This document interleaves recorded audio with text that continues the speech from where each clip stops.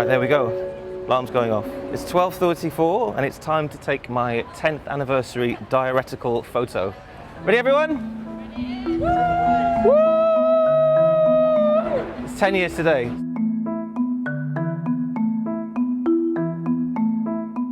The reason I chose 12:34 is because it's simply because it's 1, 2, 3, 4 and it's my favourite time of day. However mundane, however exciting, I wanted to capture something with enough longevity around it to try and average out exactly how someone's life would look if you look at it for long enough. I wanted to do a year, have those 365 images the next day. My alarm went off at 12:34 and I remember looking at my phone and thinking, I've got a choice. I can either ignore this or I can do it forever. I'm fairly sure I'm going to do this forever. I began to wonder, how long would I have to do it to start to overtake Samuel Pepys? Samuel Pepys is arguably the most famous diarist in British history, and he lived through Charles I, Charles II, Oliver Cromwell, the Plague and the Great Fire of London. He wrote a diary every day.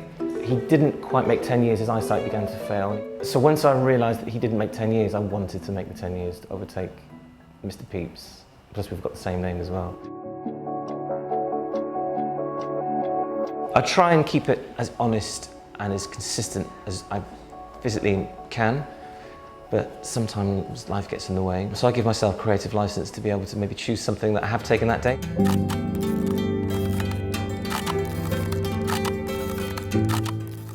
Initially when I started, I wanted it to be as true as possible. The curse of Instagram and social media, you want more likes, it's addictive, you want it to be, you want that acceptance of, wow, that was amazing, take a really good photo.